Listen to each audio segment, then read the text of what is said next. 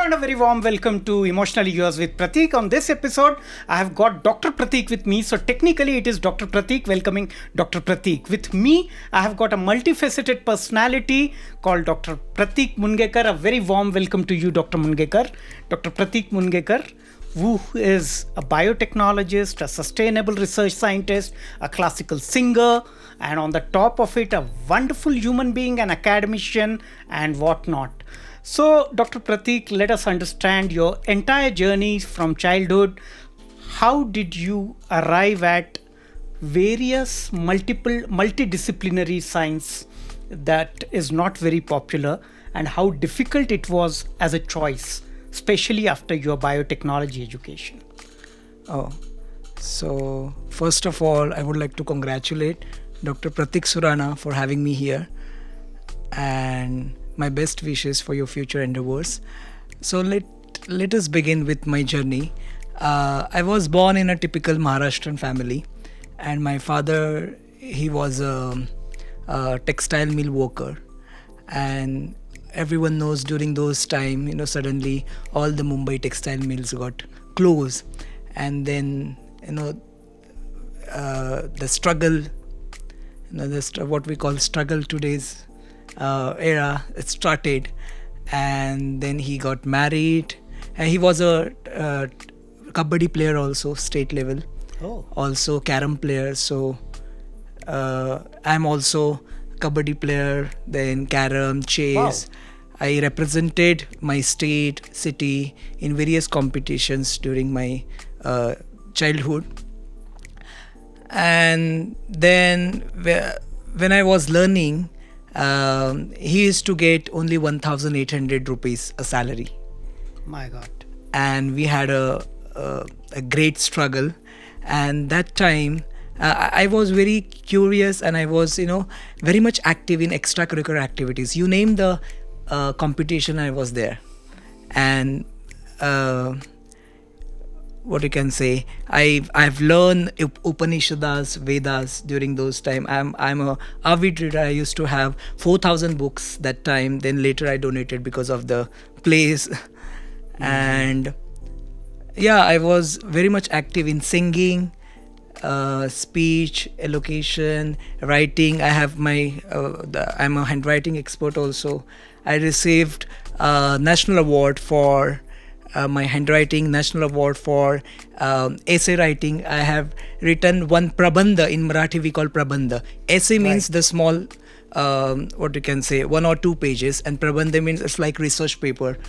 During Thesis, my as good as thesis. Yeah, during my 10th standard exam, I was doing my board exam, and the Swatantravir Savarkar Pratishthan, Mumbai, they usually take every year a national level competition. It was open for all age category, and me and my school principal, we both participated. And that time I researched a lot about Savarkar Sahitya, and I have written an essay with Jnananishta Savarkar. That means the scientific approach of Savarkar. Wow. When I was in 10th standard, and that has got national award. Wow. And that essay now has been in a part of Asiatic Library also, and in Savarkar Pratishthan also, for the Ph.D. students to study the Savarkar Sahitya. And I was very much active in dance competitions. There was a show, Dam Damadam, very famous show in Sahyadri. So I used to go there. Then in various vocal competitions, then I used to go there, participate. I used to participate, and always I won first prize. So, these awards, later on I have received more than 950 international, national and state awards for my contribution in the field of teaching and research. But that was the beginning when I was learning. And, I was very famous also in the school. I used to always represent my school in competitions. And then when I reached grade 10, I suddenly realized that my dreams, my aspirations are so big, and my father could not afford my education, because during that time me and my sisters, we were both, we are both learning, and we are both, I realized that he could not afford my education. And that time I decided to start my teaching journey. That's why I started teaching at the age of 16. So I completed my 10th standard, and then I joined some coaching classes, and I used to teach science and Sanskrit for grade 5th to grade 10. And then I enrolled for diploma in technical applied chemistry in VJTI. Then there also I was topper, and that's how my teaching journey started. And this is my 15th year of teaching. I have encountered more than 25,000 students, including from engineering till Ph.D, and career guided more than 50,000 students free of cost. I have my two missions. On a mission to help students, under which I travel a lot in India, Mumbai, Delhi, Kolkata, Chennai, also in Konkan, rural part, and I teach them conceptual study. I career guided also. And the second mission was on a mission to help educators, under which I train 5,000 plus teachers about how to teach differently, how to teach beyond the syllabus, beyond the box, innovative teaching methodologies, like that. And so far, then I got my gurus, and I'm very much fortunate and lucky to have my gurus. All my teachers, they helped me, because when I enrolled for diploma in VJTI, all my professors are very kind. They know that this Pratik is doing extra things also to earn for higher education, to support for my family. And that time I used to teach 12 hours a day, later 14 hours a day. And during those time, because my tuition fees are expensive, because my father that time retired. When I enrolled for diploma, he got retired, and last salary he took 5,000 only in 2010. So it's not very early. Correct. But so I used to because that time the classes and all the coaching community, they used to pay me clock hour basis. So my target is to take maximum number of hours, so that I can get more money. So initially I'm not into teaching, but my what you can say, if you conclude my journey, there is only one word for me: situation.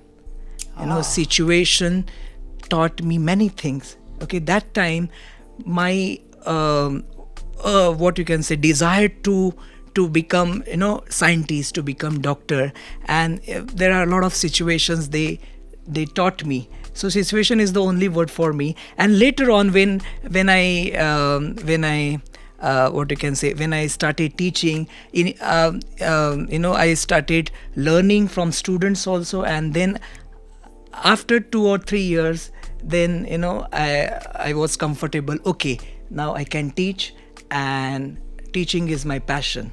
Teaching is my passion, really. Later on I realized, but the first when I started, it was for money only, because I was academically strong. I was born genius. I mean a lot. I was born genius, and I know that I can teach this very easily without taking effort. I used to prepare for my exam just one day before. So I never studied like 10 hours, 6 hours a day. So but you worked for 10 hours, 12 hours. 12 hours, yes. 16 hours, right? Through my this journey of academic, I just wanted to share with all the student fraternity that it's not nowadays, students are studying like 10 hours, 12 hours, rote memorization. It's not, it will not help you. You have to just do conceptual study and do some extracurricular activities, because in a way, like emotional intelligence, today is our topic, emotions. So, if you involve in this kind of extracurricular activities, knowingly, unknowingly, your brain develops. and that help you a lot in when you enter into corporate, when you enter into industry, because their demand is multitasking. There are a lot of things: co-creation, emotional intelligence, creativity, critical thinking, logical reasoning. This no one can teach you. This you have to imbibe So, through your experiences. I'm sorry, Dr. Pratik. I wanted to touch base upon your childhood memories when you said that, the difficult financial difficulties that you have gone through, and then you bounced back very effectively there. So, Dr. Pratik, I would like to take you back into the days that you have spoken when there were financial difficulties, when there were difficult situations where, father couldn't afford the education. At that point of time, I'm sure you've worked really hard. You've been taking tuitions that you've said. What was the feeling at that point of time that I'm kind of, I'm the one who's not privileged enough to get it? When you hear that, was there any resentment? Was there any frustration, anger on the situations that you have come across? And how did you bounce back? Oh, no. I was very much fortunate because of my parents. They did a great, in Marathi we call sanskars. And I was very rich. They never feel us that we are poor, we cannot afford. No. My mother, she used to save money to go to some competitions. She used to buy some books. All raddiwalas are my friends. Because if you notice, the raddiwalas, they have a very, very rare books. So I used to go to every raddiwala. I used to spend. She used to give us only 2 rupees per day as our pocket money. So I used to save, and those prize money also I used to save, and that way I used to go to those raddiwalas and buy Shakespeare's books. That time I used to read Shakespeare. Okay, the font was very little, but I used to use magnifying glass. Okay, during night times, and that's the what you can say. That was my golden time when for the survival. I used to study a lot. Like you name the Upanishada, I was reading. That time I studied Panini Ashtadhyayi. It's 8 volumes of Sanskrit grammar. Vakaran. Yeah, because I was teaching Sanskrit. So I feel if someone asks me, if my student asks me some question, I should be able to answer. Great. Not just for the textbook, beyond the syllabus. Overall. Yeah. So the quest for knowledge was something that was constantly growing inside, and that kind of a passion ignited the rest of the decisions that you had taken in your life. Would that be appropriate to say? Yes. Your question was, I miss your question. Your question was the struggling period and how you cope up. So I was very much positive in spite of having so much difficulties, the struggling period, financial problem. But I was very much positive and strong within, and that passion helps me. I never got depressed that, we don't have this, we don't have that. No, never. In fact, I used to motivate my students also. If you attend my any chemistry or biotechnology lecture, it was not typical lecture. If I want to teach atomic structure, I know that I have to complete this concept in stipulated time, but I used to give them my examples also, how I'm learning, how I'm doing. I used to teach, as I said earlier also, 12 hours a day. I lost my voice. 3 consecutive days I taught 16 hours, 14 hours physical, 12 hours physical, face to face, and 4 hours online, and I lost my voice for 6 months. Then I undergone medical treatment, and then I recovered my voice, because I was doing singing also and teaching also. Both are opposite profession. Yeah. So I lost my voice. So people nowadays, or people or my friends, colleagues, they see my achievements. 950 awards, 9 national scientific patents, 300 plus honorary doctorates across the globe. I'm the first Indian to achieve this.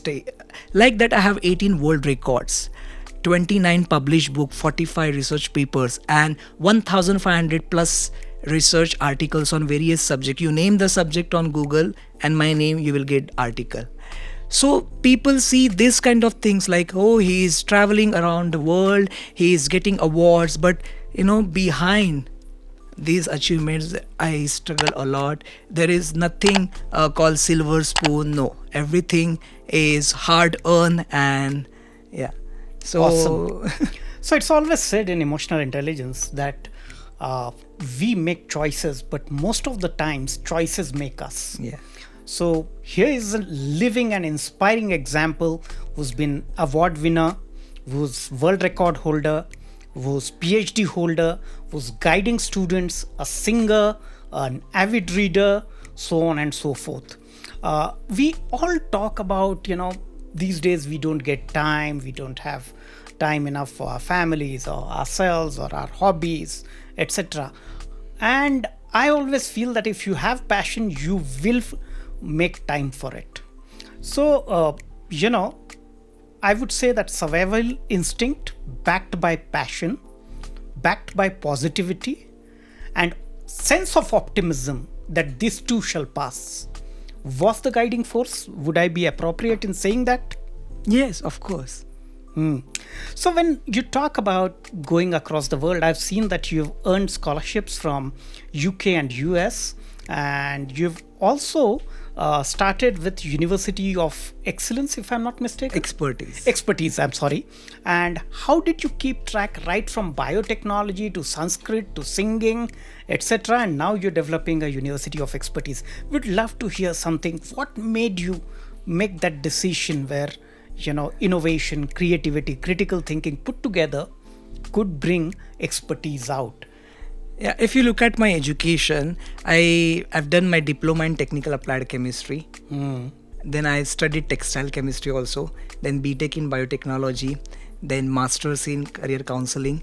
Ph.D. in spectroscopy.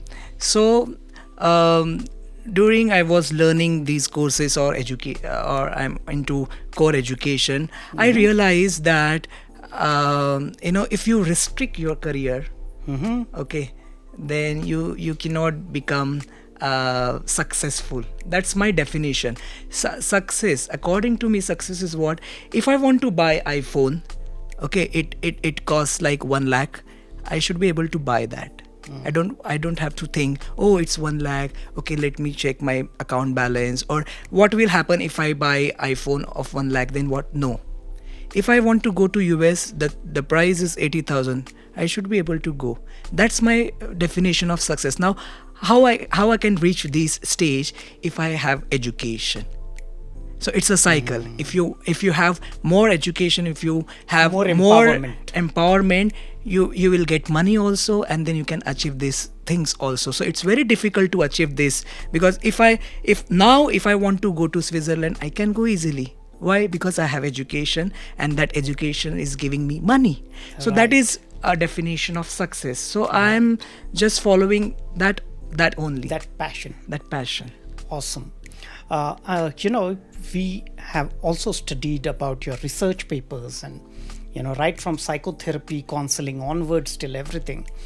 My question to you is, while pursuing your research, I'm sure there would be many instances where you are were faced by the failure in the face, and this is where, how do you gather yourself and bounce back? A, and B, there are many research students under you who face difficult, tough situations, or even after completing the research, they fail a couple of times, and not everybody is able to digest that failure.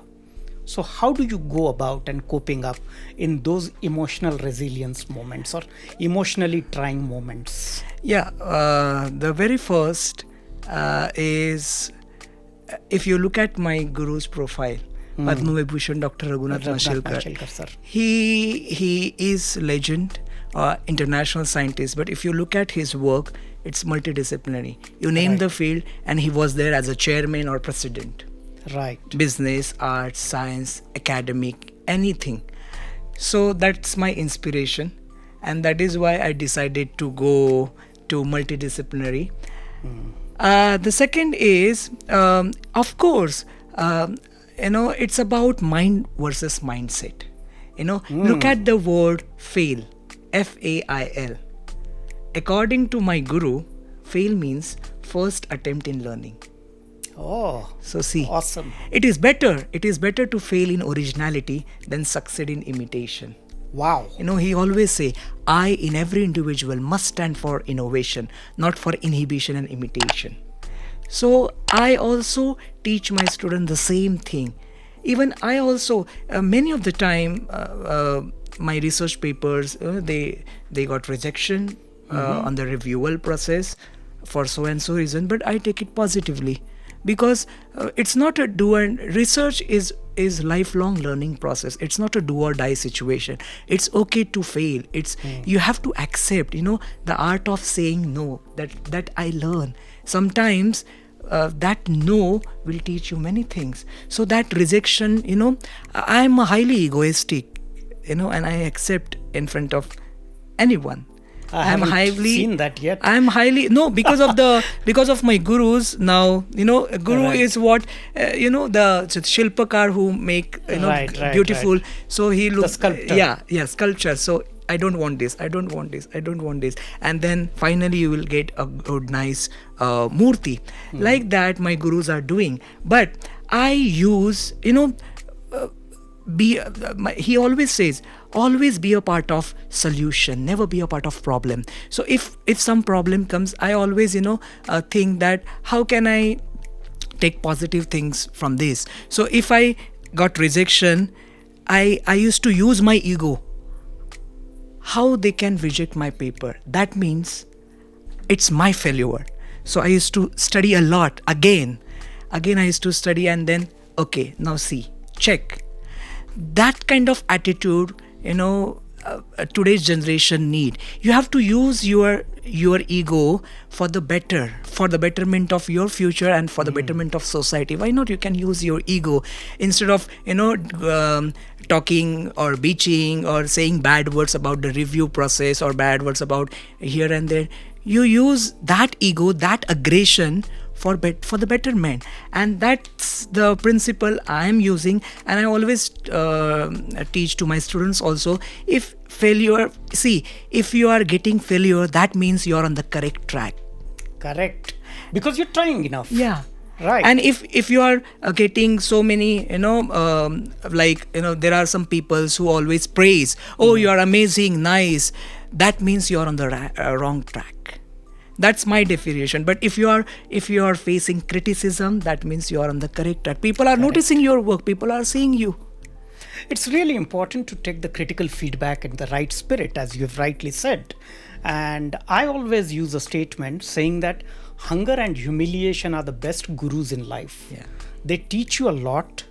And the best part about this is whether you take it in the positive manner, improvise, learn, adapt, and move ahead, or then else you externalize, blame, and then do not improve.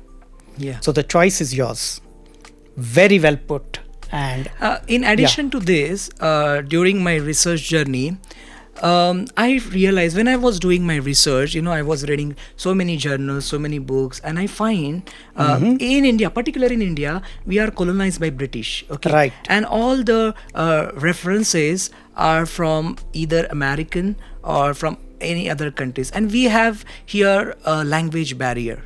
Okay, because we are culturally diverse, or we are Right. from vernacular mediums, and we have barrier. So when I was learning, when I was reading, I find difficulty to understand some sentence framing, because that was in American English. We have British influence. We know British English, and then I realized that I have to write books also. Okay, and then I started writing book, and if you read my books, you will see it's very simple, easy to understand sentence framing, and very simple English, so that when my students will read my books, they will understand.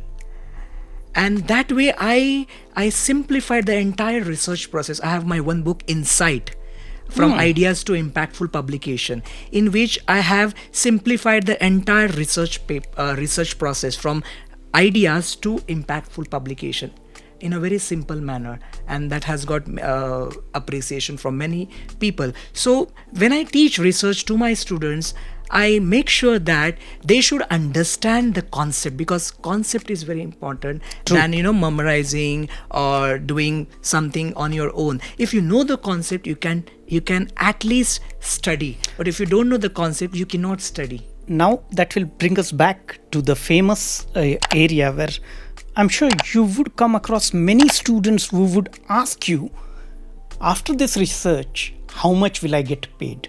Yeah, of course. And the entire way of looking at it is like, here is an investment, what are the returns against it? When we say this, do you sense that this kind of an impatience is not going to make the long-term career? And how do you really reason out with it? Because I have got instances where people come and ask me, by studying this, will I get a job? By studying this, will I get paid well? I said, well, those are important things, but those are the unintended outcomes. The real outcome is whether you have grown as a person, whether is it going to help you in your long-term career.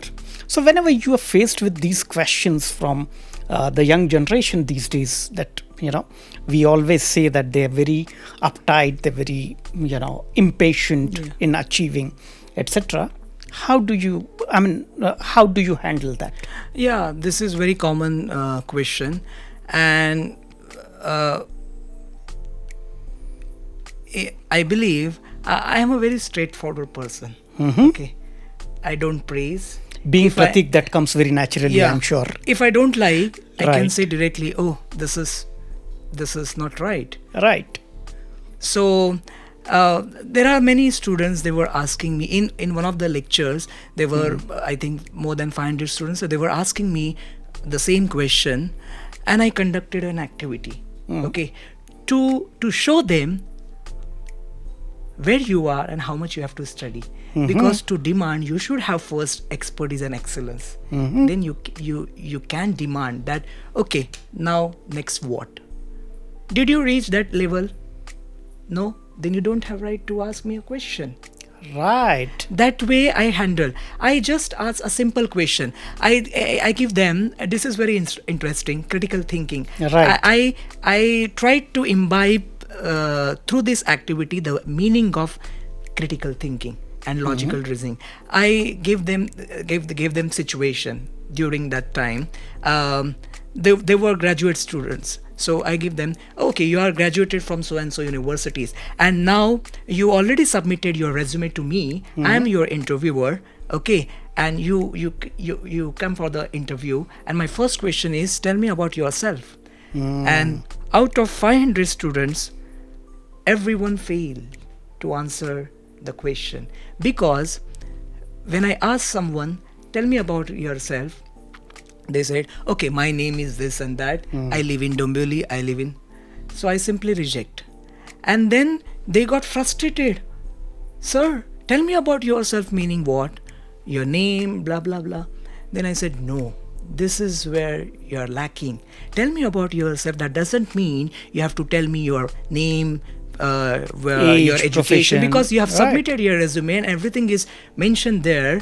So tell me about yourself. That mean, tell me about yourself, who you are, what are the strengths, what are the abilities, what are your weaknesses, which is not mentioned in your resume. And that time they realize, okay, this is what it means. This is what it means. So that way, every educator has, that's why I always say we need to educate the educators first. That's really important, because the way the teaching is done is exactly the way how it should not be. And we should move from teaching to learning is what we say. And there is also a difference between information, knowledge and wisdom. True. Information is what? It's just a one click away. But only teachers have the authority to imbibe, to transfer from this to that. Knowledge. And then comes the stage wisdom. Wisdom means what? Now if I know chemistry, hydrogen, helium, lithium, beryllium, boron, carbon, nitrogen, oxygen, if I say while walking on the road, people will think, oh, is he in the good state or is he mad? But the same thing, if I explain into my classroom, they will amaze. Oh my God, this is something happening which is different. and that's wisdom. When, how much you are there. Nowadays, in this 21st century, everyone knows the technology, AI. Everyone are genius, everyone has their own achievements, academics, but very few, like 4 or 5, they are recognized by the people. Why? Because they have wisdom.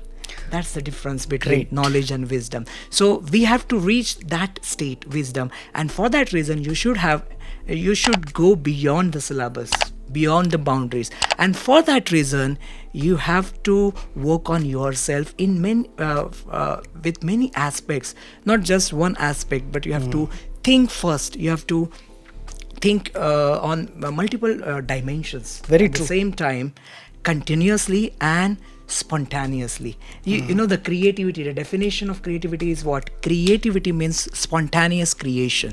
Right. It's not about like, okay, now I have to write a poem, okay, start writing. No. No, it doesn't happen that way. So, when you spoke about creativity, innovation, there's a famous word called disruption, which is very fearful. Take the Uber Ola example, how it redefined the entire market, or the extinction of players like Nokia and Kodak, right? Because they could not innovate.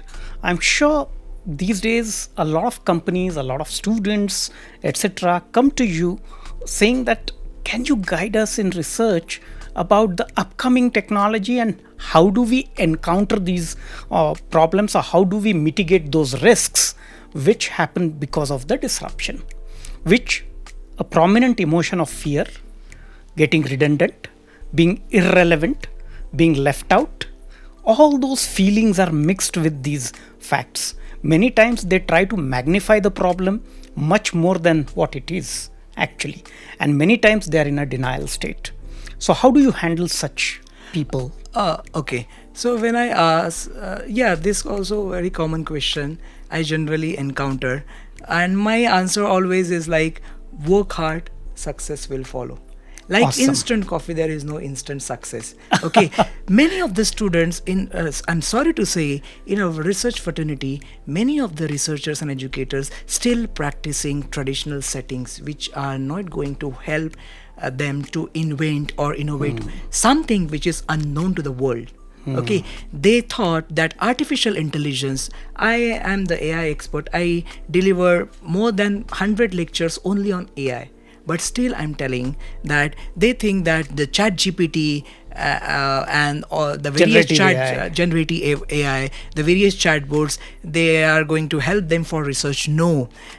Through this podcast, I wanted to share this, that these are just information gathering tools. Using AI in your academic research or in paper writing, it's not it will not give you ideas or invention. That would be only the information gathering at the initial stage. Recently I rejected 50 papers. I'm associated with international journals also as an editor because of my strictness.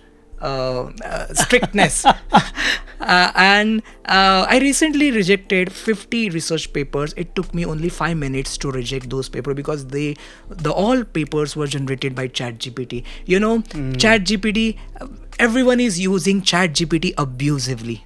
We have to use technology or AI in a very responsible and ethical manner. There are certain algorithms in ChatGPT.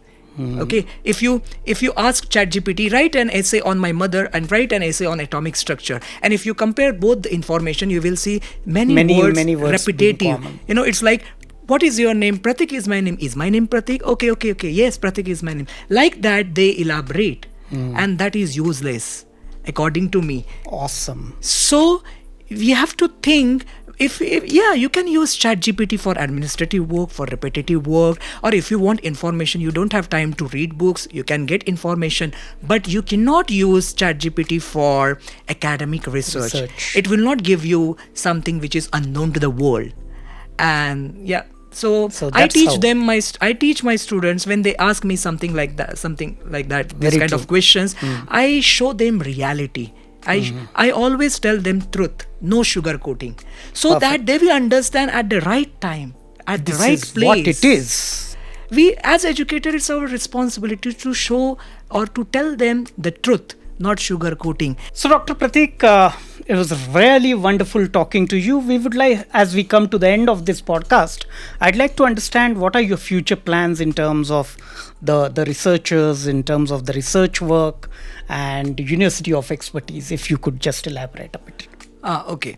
So I travel around the world and I visited many universities, and I realized that, after doing many lectures, if you don't know, I represented India in 400 international conferences as a keynote speaker. Wow. So then I decided that, okay, so I observed everything. Okay, this in this country the universities are working, or the education systems are working like this, and then I decided that, okay, why we can start our own institution, academy, something like that, so that through that institution I can give them the best.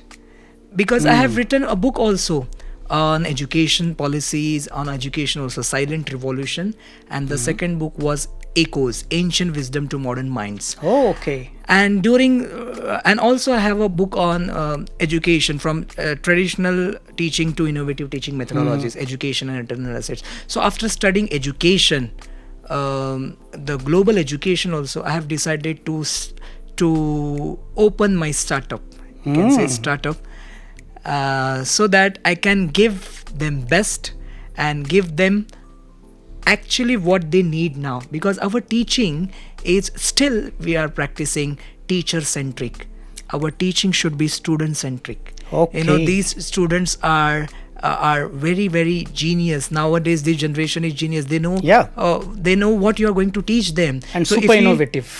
Or if you give them information, they will not listen to you. After 5 minutes they will do chit chatting, and they will go here and there. But if you give them knowledge, if you give them what they don't know, then they will listen to you. Absolutely. And that's why I started this institution, and we are on the in the paperwork now. We are not offering any regulated courses, because in India also, and every country, if you want to set up an institution, it takes time also for the paperwork, for the permissions. But yes, my aim is to educate the educators first, and to give them right education, right way of education. Right to education everyone has got, but right way of education. But right education and right way of education. This is very important. So through this institution, my aim is to give them right education and right way of education. Because my the slogan of our institution is Innovation, Integration, Inclusion, Pathways to Progress. Wow. So that's awesome. My future plan. And also there is no limit to human imagination, and there is no limit to human endurance, accepting the limit you put on yourself. So go limitless and outperform yourself. That means, we have to go on. We are climbing the ladder of excellence, which has no end. So I cannot say that this is my aim, because your aspirations are your possibilities. So awesome. You have to keep them as high as possible. It's a continuous, ever-evolving goal that it is going to translate it in. Wonderful. It was an inspirational talk. It was wonderful listening to Dr. Pratik. So this is Dr. Pratik talking to Dr. Pratik and had a fantastic inspirational episode. It was wonderful talking to you. Wish you all the best for all your future endeavors. Thank you very much. So keep watching for many such interesting podcasts in Emotionally Yours with Pratik. So here's something that Dr. Pratik we practice. Every guest who comes here, we gift him a mug, which is autographed by me, and I also collect the second mug, which is autographed by the guest. So here we are. Okay, so here we go. I'm just signing this for you. Here we go. Okay. Thank you so much. It's my honor to be with you, and congratulations and my best wishes with all with fumble there, no? Okay, so it's been an honor. Okay, So it's an honor for me to be with you, and congratulations for your journey. And I have read about you that you're on a mission also to to take interviews like 1 million Right. people. So my best wishes for that mission also, and Thank thank you. you so much Thank for you. this Now lovely you cup. need to autograph this for me. Yes, sure. Sure.